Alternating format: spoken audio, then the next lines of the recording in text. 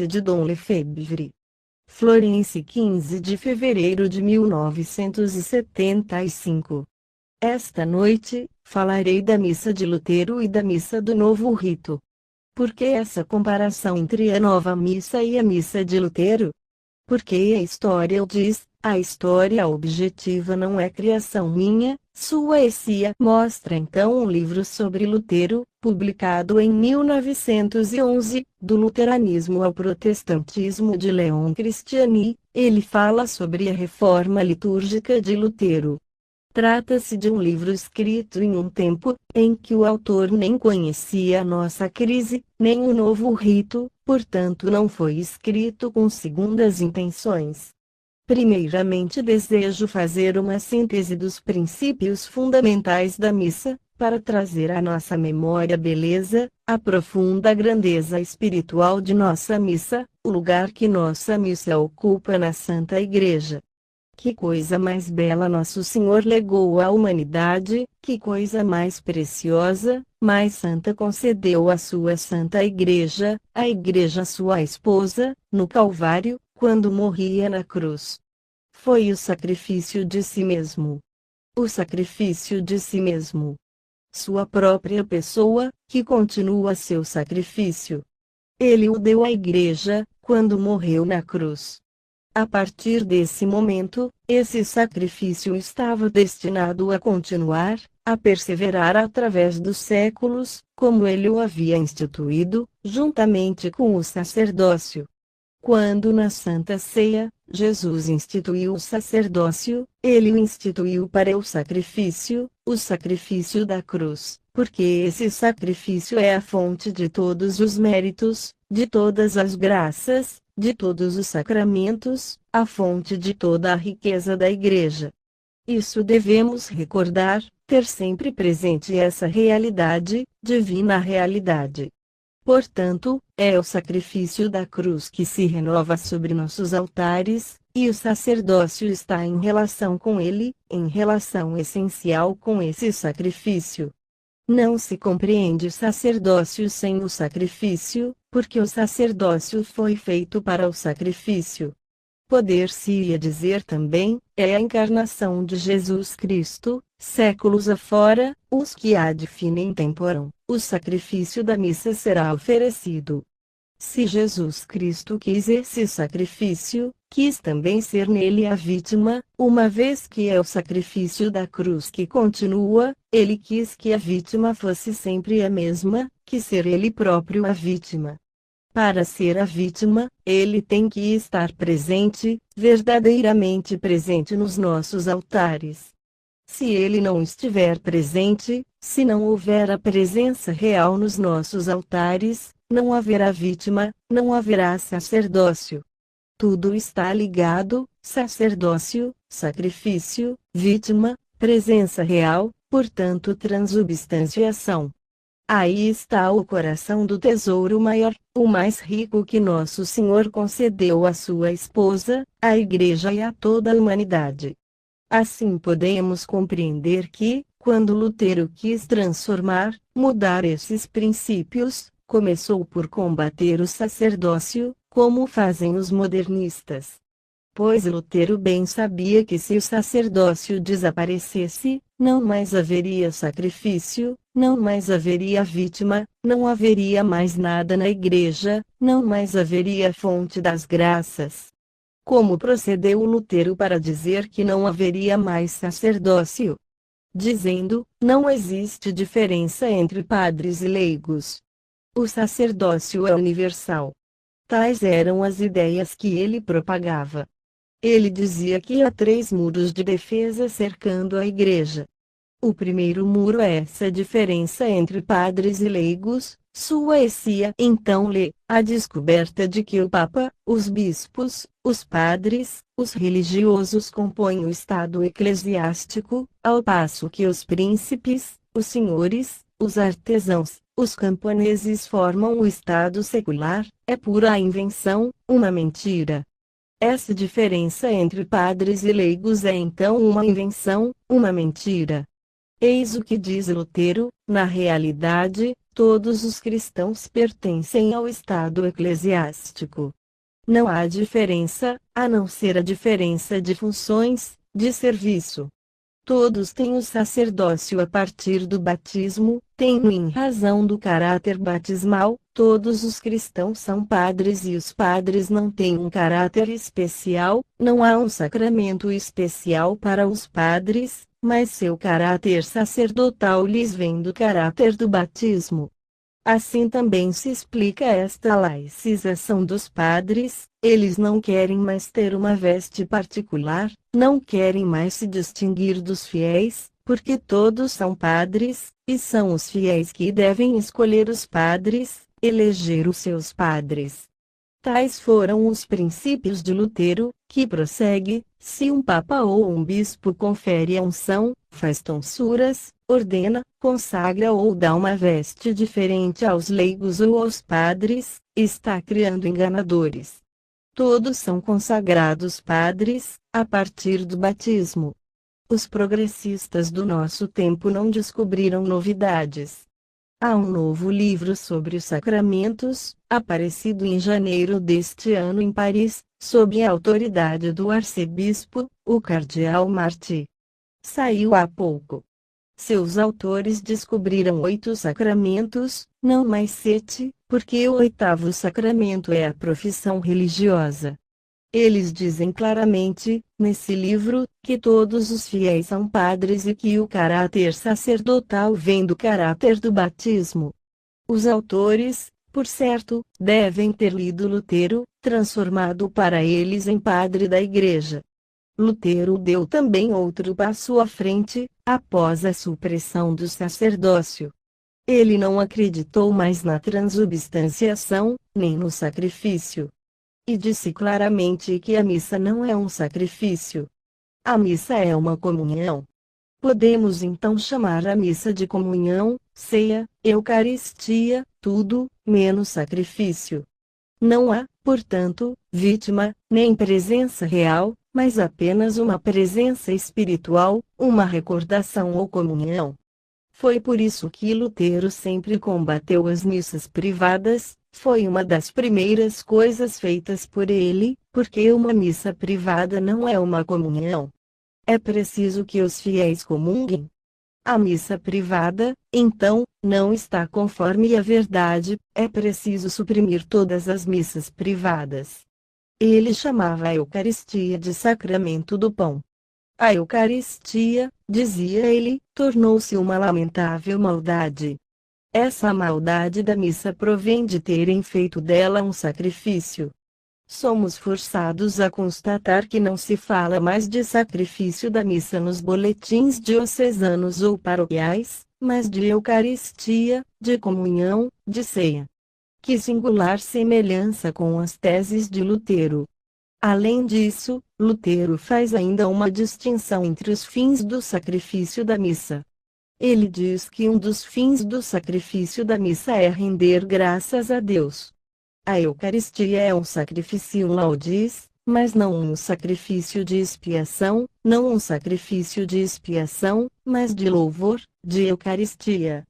Por isso é que se certos protestantes ainda falam de sacrifício, nunca o é no sentido de sacrifício expiatório, que remite os pecados.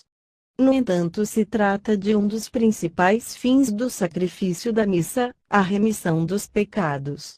Por isso é que os protestantes modernos aceitam o novo rito da missa, porque, dizem eles, isso saiu publicado em uma revista da Diocese de Estrasburgo, noticiando uma reunião de protestantes da Confissão de Augsburgo. Agora, com o novo rito, é possível rezar com os católicos. De fato, com as atuais formas de celebração eucarística da Igreja Católica, e com as presentes convergências teológicas, muitos obstáculos que podiam impedir que um protestante participasse da celebração eucarística estão desaparecendo e agora vai se tornando possível reconhecer na celebração eucarística católica a ceia instituída pelo Senhor. temos à disposição novas orações eucarísticas, que têm a vantagem de apresentar variações à teologia do sacrifício. Isso é evidente.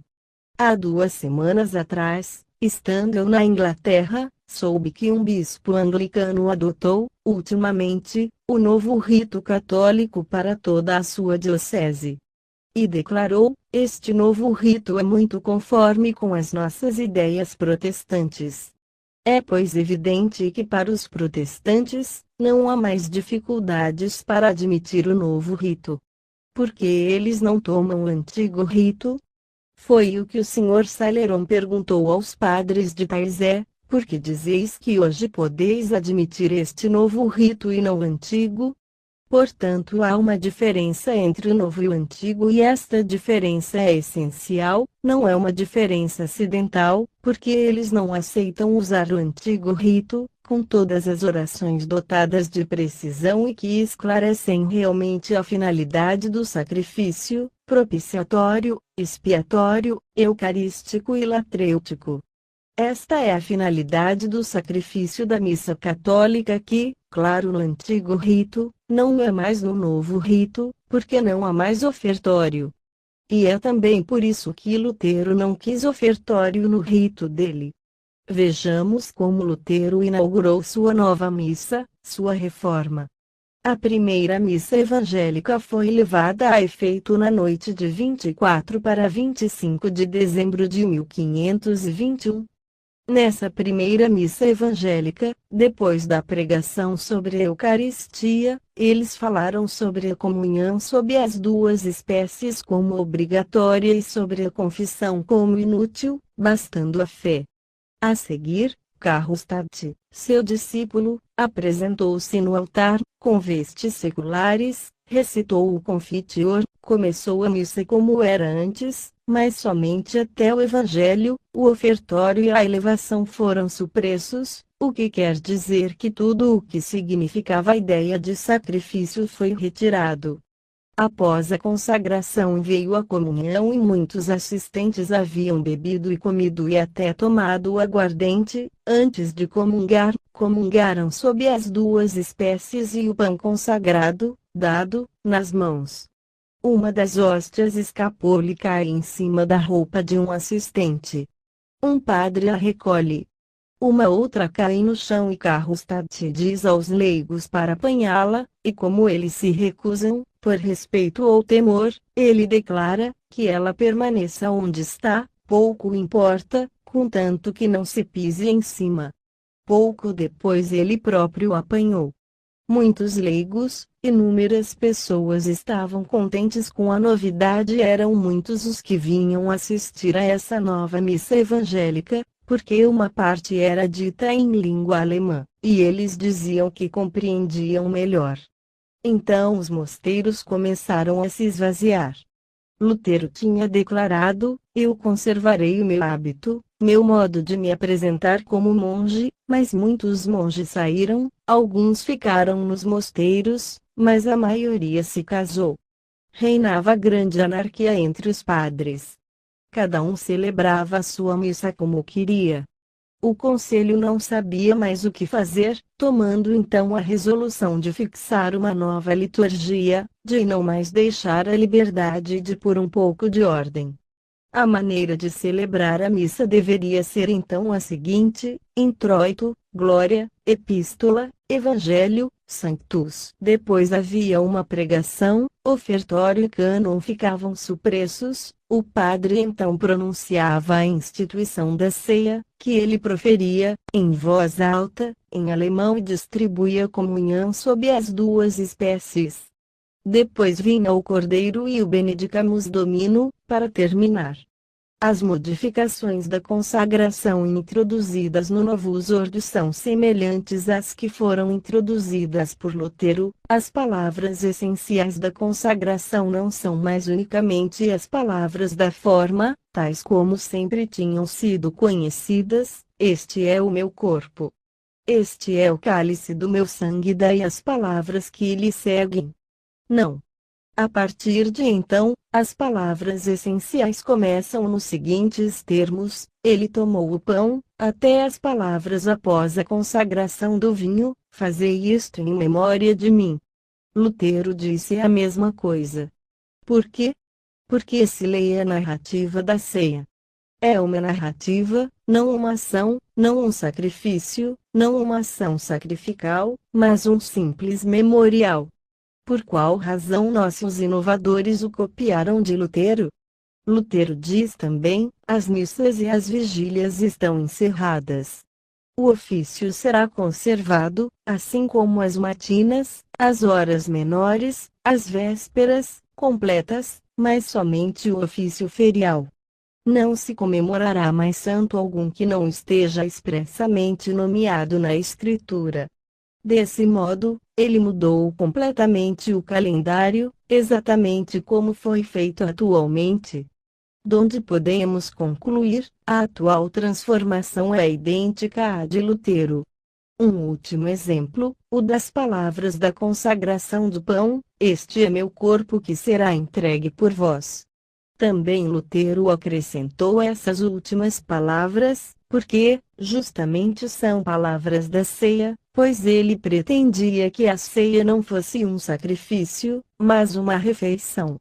Ora, o Concílio de Trento diz explicitamente: quem disser que a ceia não é um sacrifício seja anátema. A ceia foi um sacrifício. E nossa missa é a continuação da ceia, porque a ceia foi um sacrifício. Isso já se constata na separação prévia do corpo e do sangue de Jesus Cristo. O sacrifício já estava significado por essa separação, no entanto Lutero afirma: não. A ceia não é um sacrifício, é por isso que nós devemos repetir todas as palavras que Nosso Senhor disse na ceia, ou seja, este é meu corpo que será entregue por vós, que será entregue por vós sobre a cruz. Por que imitar tão servilmente a Lutero na nova missa? A única razão que se pode aduzir é a do ecumenismo. Pois sem esse motivo, nada se pode compreender dessa reforma. Ela não tem absolutamente vantagem alguma, nem teológica, nem pastoral. Nenhuma vantagem a não ser a de nos aproximar dos protestantes. Podemos legitimamente pensar que foi por isso que os protestantes foram convidados para a comissão da reforma litúrgica, para ficarmos sabendo se estavam satisfeitos ou não, ou se havia alguma coisa que lhes não agradava, se eles podiam ou não rezar conosco. Eu penso que não pode existir outro motivo para esta presença dos protestantes na comissão de reforma da missa. Mas como podemos pensar que protestantes, que não têm nossa fé, possam ser convidados para uma comissão destinada a fazer uma reforma de nossa missa, de nosso sacrifício, daquilo que temos de mais belo, de mais rico em toda a Igreja, o objeto mais perfeito de nossa fé? Lutero, em janeiro de 1526, promoveu a impressão de um novo ritual para as cerimônias da missa. No seu pensamento, ele queria liberdade total. E dizia: pague 314, se possível, eu gostaria de dar total liberdade aos padres, para fazerem o rito que quiserem, mas há o perigo de abusos, então é preciso estabelecer regras. Seu pensamento, porém, era de liberdade total. E também de igualdade entre os padres e os fiéis. E assim, todos os fiéis sendo padres, poderiam, também eles, ter ideias de como criar o culto. Então, todos juntos, aqueles que são padres, aqueles que têm uma função especial, aqueles que são escolhidos dentre os fiéis, todos juntos podem demonstrar sua criatividade no culto. Mas como era um pouco difícil, acabaria havendo bastante desordem, então ele escreveu um ritual. Nessa ocasião ele dizia também: o uso do latim é facultativo. Ele não era absolutamente contra o latim. Queria até que as crianças aprendessem latim. Mas também dizia: o desejo dos leigos comuns de ter uma missa em alemão é perfeitamente legítimo. Contudo, há pessoas que vão à igreja para ver novidade, para ver coisas novas. Esses, no entanto, não são verdadeiros cristãos, são curiosos, como se fossem aos turcos ou aos pagãos. Nos domingos se celebra a missa. Mas Lutero conserva a palavra missa com certa repugnância. As vestes sagradas, as velas são ainda mantidas provisoriamente. Começa-se com o introito em alemão, depois o Kyrie, depois uma oração cantada pelo celebrante, ainda voltado para o altar, não para o povo, mas para a epístola e para o evangelho, cantados em alemão, se voltará para o povo, quando então todos cantam o credo em língua vulgar. O celebrante dirá uma paráfrase do Pater, uma exortação à comunhão, depois vem a consagração, que será cantada, em alemão, assim, na noite em que foi traído, nosso Senhor Jesus Cristo tomou o pão, rendeu graças e o partiu e apresentou a seus discípulos e disse, tomai e comei, isto é o meu corpo que é dado por vós, isto é o meu corpo que será entregue por vós. Estas são as palavras exatas. Fazei isto todas as vezes que o fizerdes, em memória de mim. Do mesmo modo, ele tomou também o cálice, após a ceia e disse, tomai e bebei dele todos, este é o cálice, um novo testamento em meu sangue, que é derramado por vós, para a remissão dos pecados. Não disse para você e para muitos, fez desaparecer as palavras para muitos e também mistério da fé. Mistério de fé para muitos desapareceram. Que é derramado por vós, para a remissão dos pecados, fazei isso todas as vezes que beberdes esse cálice em memória de mim. Essas palavras que Lutero dizia ser a consagração, portanto as palavras essenciais, correspondem exatamente às palavras do documento da Congregação do Culto. A única expressão a mais é primultis, que restou no documento do Vaticano. Mas todas as palavras, assim como as que são ditas antes, na noite em que foi traído, nosso Senhor tomou o pão, essas palavras não são da forma, nunca a Igreja disse que as palavras, que precedem a consagração, fazem parte da forma do sacramento. Depois da elevação, que Lutero conservou até 1542, vinha a comunhão na mão. Uma última oração à coleta terminava a missa como a postcomunio dos católicos. Evidentemente Lutero não aceitou o celibato e lutou contra os votos dos religiosos. Ele queria o fim desses costumes da Igreja. Mas, coisa bastante curiosa, ele sempre teve certo medo das reformas que ele tinha feito. Seus discípulos iam na vanguarda, mais depressa do que ele sempre estava um pouco ansioso. Dizia a seus discípulos, eu condeno a nova prática de dar a Eucaristia de mão em mão, bem como o irrefletido da comunhão sob as duas espécies. Isso nos primeiros tempos, depois ele aceitou, mas logo de começo lhe parecia que essa comunhão na mão não era boa coisa. Depois de ter dito que a confissão não era necessária, mesmo para aqueles que tinham pecados graves, hesitou e disse, a confissão é boa, mas se o Papa me pedir para me confessar, eu me recusarei a fazê-lo, eu não me quero confessar. Nem por isso eu aceito que alguém me proíba essa confissão secreta. Eu não a cederei nem por todos os tesouros da terra, porque eu sei o que ela já me proporcionou de força e de consolação. Lutero estava roído de remorsos, no entanto vivia devorado pela necessidade de fazer novidades, de mudar tudo, de ir contra o Papa, contra a Igreja Romana, contra o dogma. Por isso ele continuou sua reforma. É evidente que a reforma litúrgica atual se inspira na reforma de Lutero. Eu disse isso, em Roma, a muitos cardeais, vossa nova missa é a missa de Lutero. A isso me foi respondido, mas então ela é herética. E eu respondi, não, ela não é herética, mas é ambígua, equívoca, pois um pode celebrá-la com a fé católica integral do sacrifício, da presença real, da transubstanciação e outro pode celebrá-la sem ter essa intenção e, nesse caso, a missa não será mais válida. As palavras que ele pronuncia e os gestos que ele faz não o contradizem. Ela é equívoca, sim, equívoca. E certamente Lutero, durante muitos anos, a celebrou validamente, quando ele ainda não estava contra o sacrifício, quando ele era ainda mais ou menos católico. Porém, mais tarde, quando ele recusou o sacrifício, o sacerdócio, a presença real, então sua missa passou a não ter mais validade.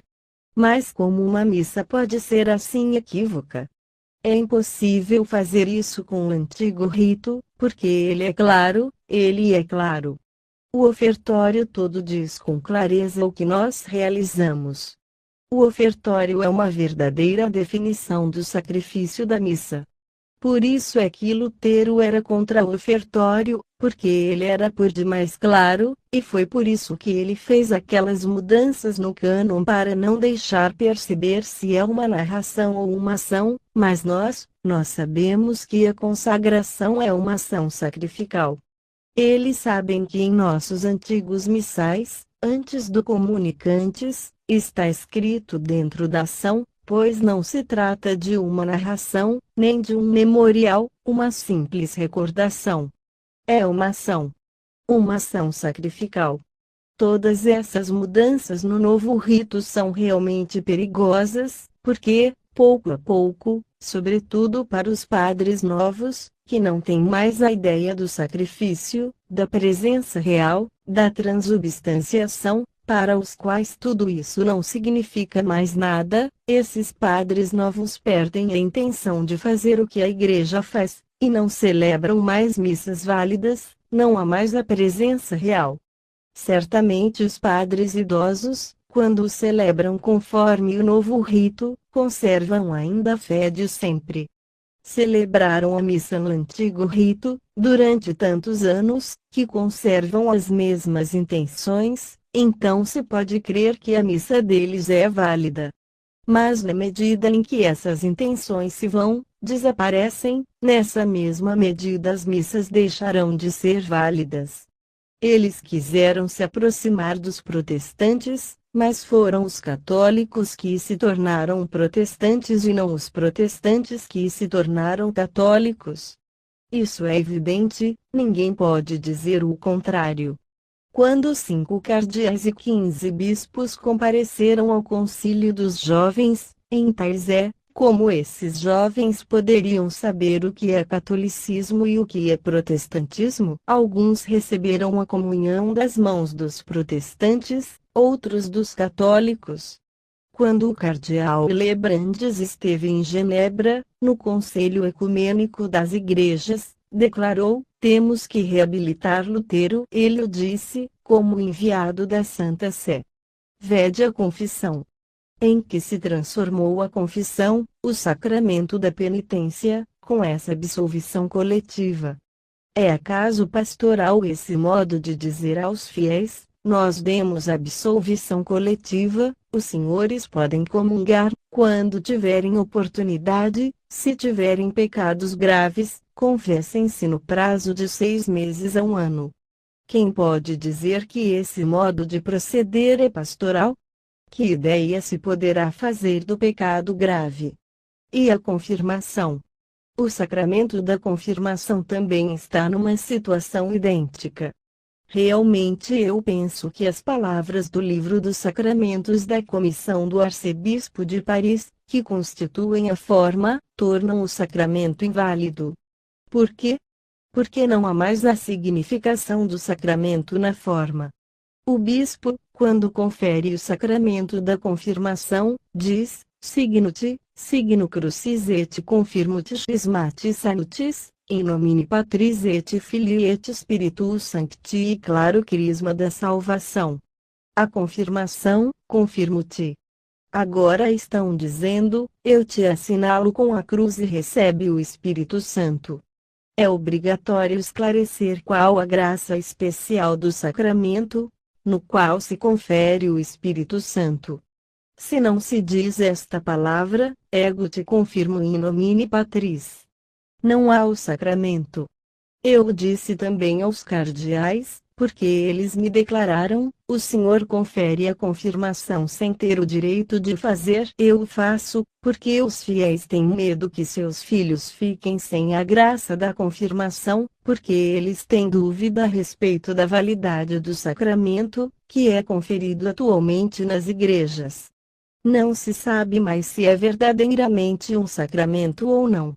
Então, ao menos para ter essa certeza de ter realmente a graça, me pedem para crismar, e eu o faço porque me parece que eu não posso recusar aos que me pedem a confirmação válida, pois ao menos eles recebem a graça, mesmo que não seja lícito, porque nós estamos num tempo em que o direito divino natural e sobrenatural passa à frente do direito positivo eclesiástico, já que este se lhe opõe, em vez de lhe servir de canal.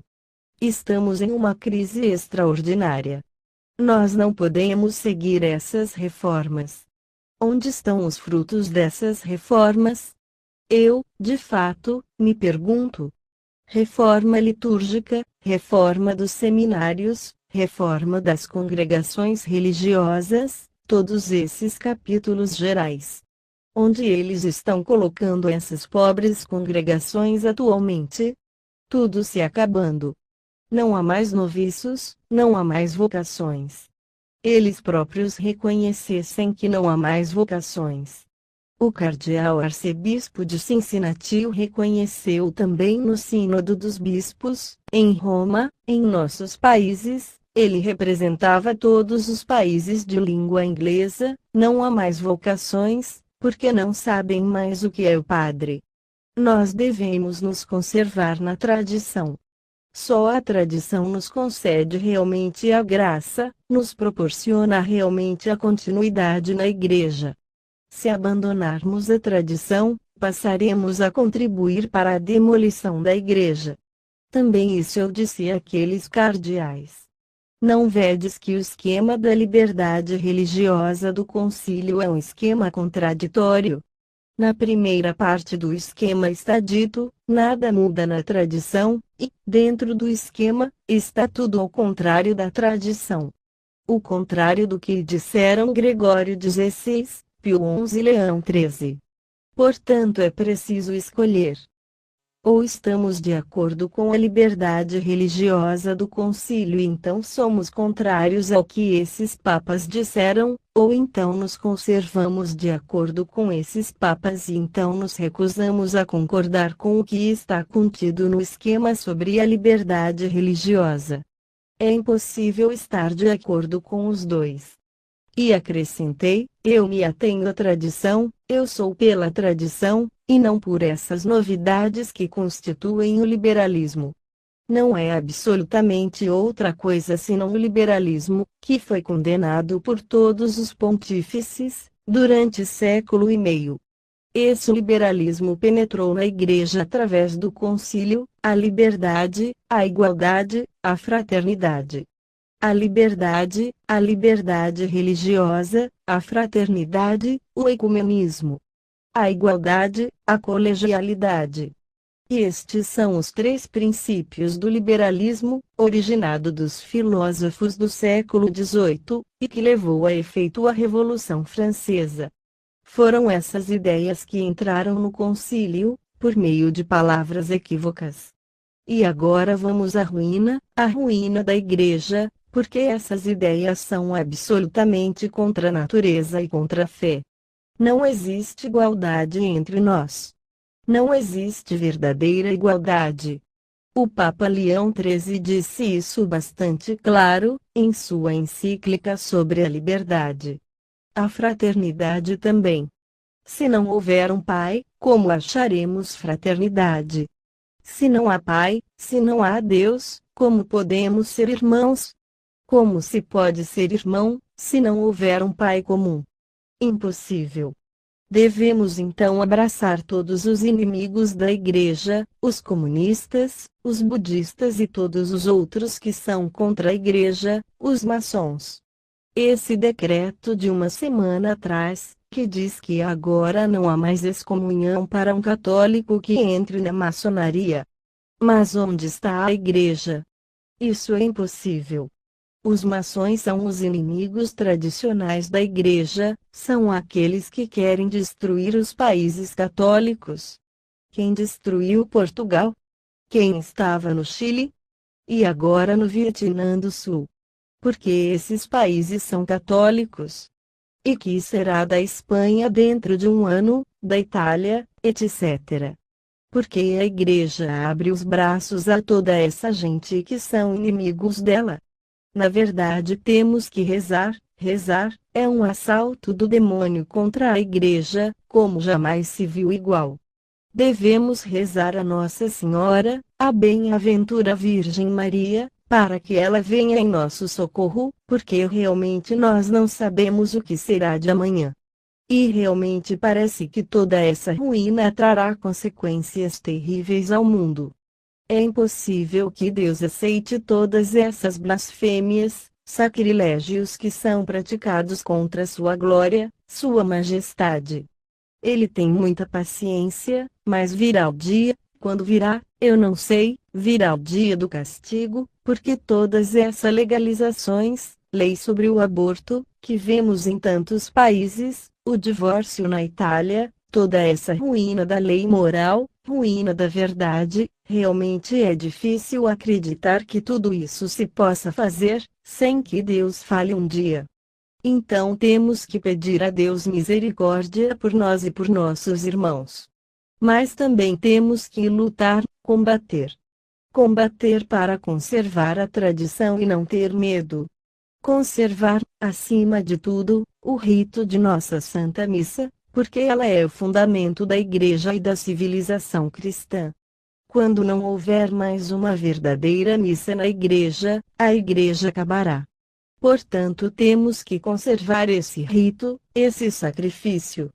Todas as nossas igrejas foram construídas para esta missa, não para uma outra missa, para o sacrifício da missa, não para uma ceia, para uma refeição, para um memorial, para uma comunhão, não, para o sacrifício de nosso Senhor Jesus Cristo, que continua sobre nossos altares.